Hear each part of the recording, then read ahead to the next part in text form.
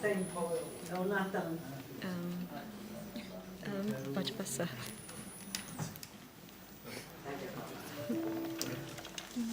Obrigada.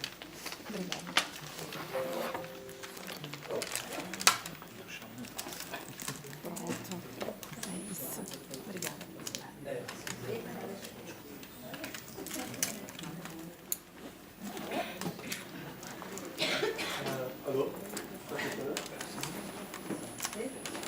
Alô, boa tarde.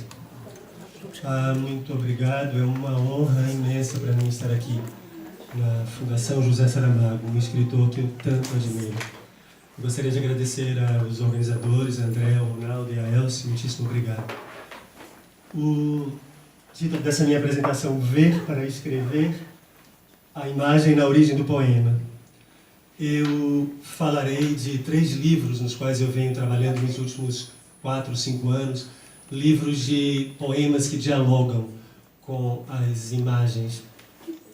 O meu interesse por poesias, por imagens como fonte poética, se deu em 2003, quando eu fui convidado, juntamente com outros poetas ingleses, para escrever poesias baseadas em fotografias de Sebastião Salgado, para uma exposição que se deu no Barbican Centre, um centro de artes em Londres.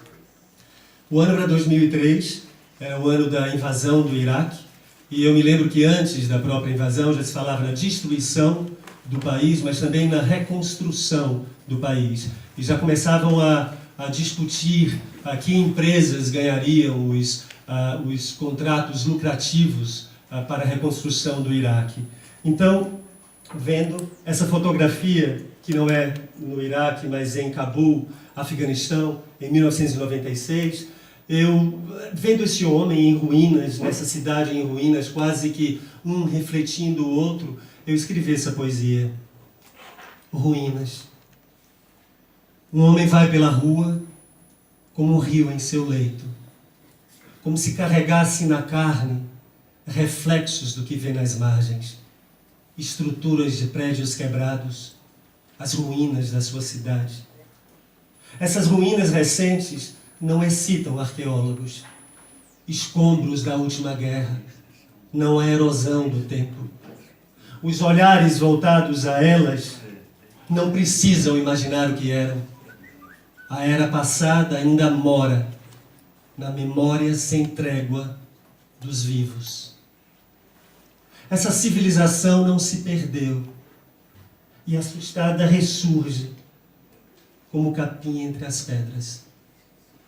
Sob o céu dessa cidade, após as chamas, a fumaça, as cinzas, após o ódio, tudo parece estático. Mas o fluxo do sólido não cessa, seguindo em direção a restaurações futuras, quando verdadeiros rios refletirão novos prédios. Guernica, Dresden, Hiroshima, mentes resolutas constroem aos poucos o que foi destruído às pressas. Belgrado, Cabul, Bagdá, um homem vai pela rua como um rio em seu leito. Mas não são meros reflexos, as ruínas que carrega na carne. Ao longo dos anos, eu escrevi outras poesias baseadas em fotografias, mas muitas vezes retratos familiares, mas eu os publiquei sempre sem as imagens. No entanto, em 2016, eu publiquei esse livro, Movimento Imóvel. É um livro de poesias escritas a partir de obras de arte. São pinturas, esculturas, mosaicos, uma joia romana, são obras de arte de Matisse, Picasso, Frida Kahlo, Tarsila do Amaral, Paula Rego, Michelangelo. São 33 poesias escritas a partir de 34 obras de arte. E as obras de arte que originaram essas poesias, elas estão presentes nesse livro. Se pensarmos na história das artes visuais, nós vamos encontrar muitas vezes artistas que se basearam e que se baseiam numa narrativa. por exemplo, um relato religioso, ou uma poesia, ou mitologia, uma fábula. Então eles vão do movimento de uma narrativa e chegam até a fixidez de uma obra de arte. O que eu busquei fazer com esse livro foi o caminho inverso. Eu quis partir da imobilidade de um quadro, de uma escultura, por exemplo, e chegar ao movimento de uma narrativa. Esse é um dos quadros, não, esses são os quadros, né, vários, uns dos 34 quadros. Mas esse é um dos quadros no livro. O quadro se chama Lavadeiras, ele é de 1937, de um artista brasileiro, Cândido Portinari. O título do meu poema é No Fundo do Pano. Nas trouxas, nas cabeças dessas moças, há roupas sujas que vestiram outras, em seus passeios, jantares e festas, suor, perfume, no fundo do pano.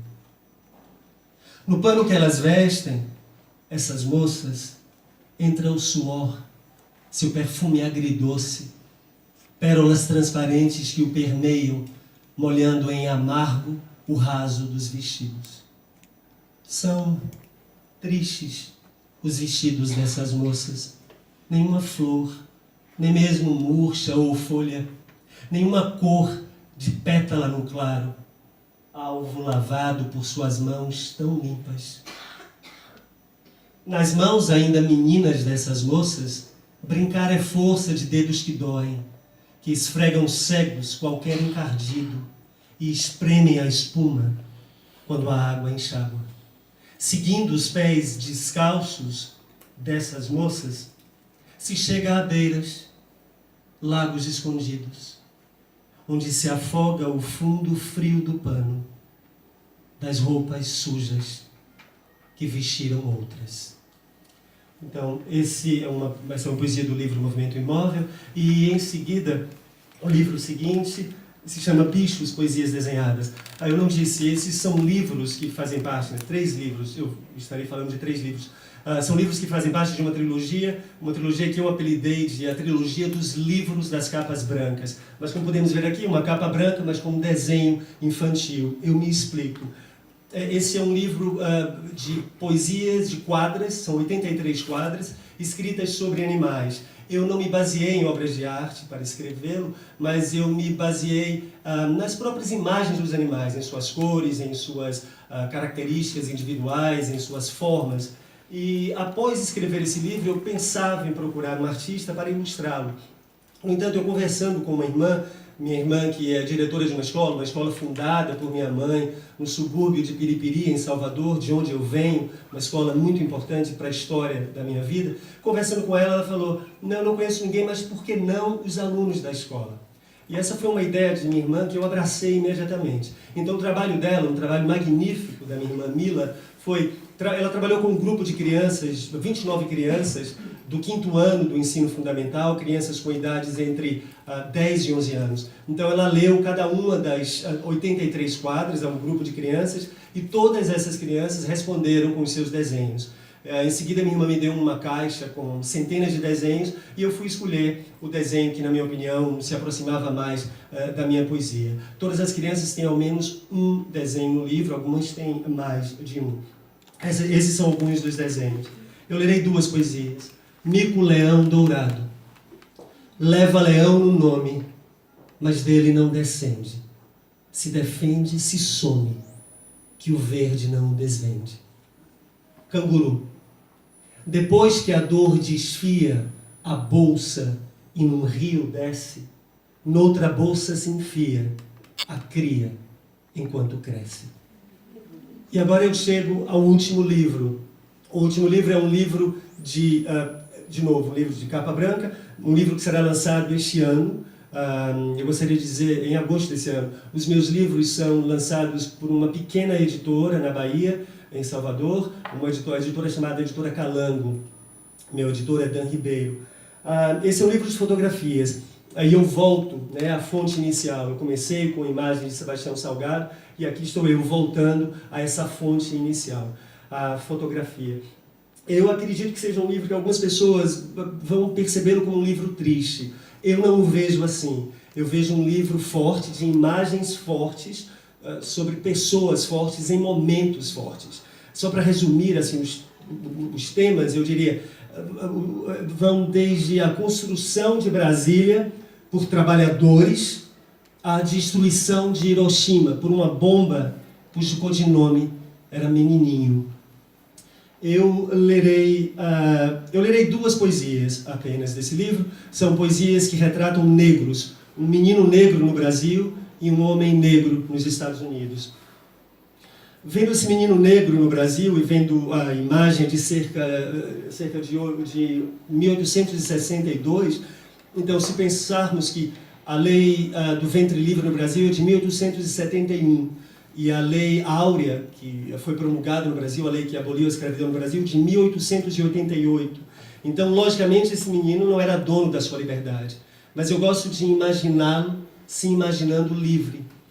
O título da imagem, quando eu olhei essa imagem, o título era Passeio Público, porque esse é um local no Rio de Janeiro, Passeio Público. E esse foi o título que eu adotei, que eu preservei para a minha poesia. Passeio Público. E ele também passeia, finge-se livre e vem. A alma cheia enche o vazio da via, tal qual qualquer feliz. A amplidão não diz do que lhe cerca os dias. Passeia. A alma cheia do que de bom passeia num corpo quando solto. E nessa ideia dá-se o que ninguém lhe deu. Silêncio é voz e diz de uma alegria, por mais que sóbria, passeia. Passeia livre e vem. Penetra os tempos. E o homem negro, ele se chama Frederick Douglass. Frederick Douglass foi também um escravo, ele foi escravizado, mas ele fugiu da escravidão e se tornou um grande orador, um estadista, um escritor. Ele escreveu 3 autobiografias e um grande defensor do abolicionismo. Eu gostaria também de dizer que Frederick Douglass foi o americano mais fotografado do século XIX. Essas são apenas 3 imagens das 160 imagens existentes do seu rosto.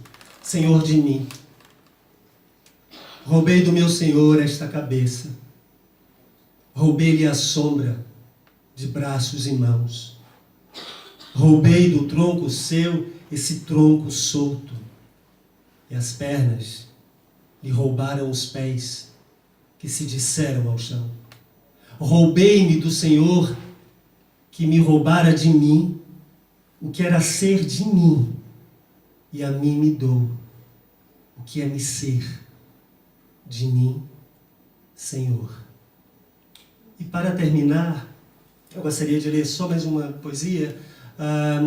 Eu falei, né, que eu volto à fonte inicial, a fotografia, mas eu acho que eu volto, de certa forma, existe uma certa circularidade nesses 3 livros, eles se compõem, eles se unem, e eu volto à primeira poesia, a poesia que abre o primeiro livro. Ela se chama A Roda, e é uma poesia escrita a partir do quadro A Dança, de Matisse. Nesse último livro, ela reaparece, a roda, a mesma poesia, mas com a imagem de Edwin Roscoe. E relendo essa poesia, eu descobri o título do livro. Esse livro se chamará O Ritmo da Roda. Na música deste silêncio, a dança, da mágica de mãos que dadas dão, ao ritmo que corre uma invenção, a roda que renova uma aliança. Aqui se iniciou quando criança, logo depois que os pés se deram ao chão, entre o equilíbrio e a atrapalhação de passos que se perdem na lembrança. Depois, ficar de pé já sem segredo, seguir o caminho seu cada pessoa. Sem rumo certo em ruas, um enredo foi se fazendo solto, preso à proa. Mas mesmo tão distante do mais cedo, o ritmo da roda ainda ecoa. O ritmo da roda ainda ecoa. O ritmo da roda ainda ecoa.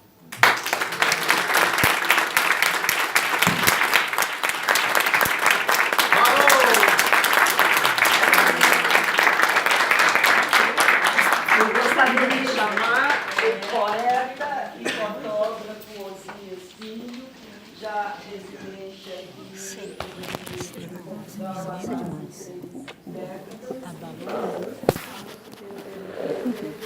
Parabéns, hein?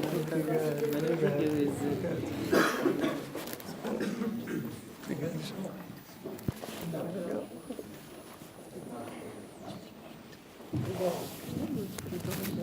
Boa tarde a todos. Obrigado por estarem presentes. Obrigado pelo convite, Jefferson. Finalmente estamos juntos.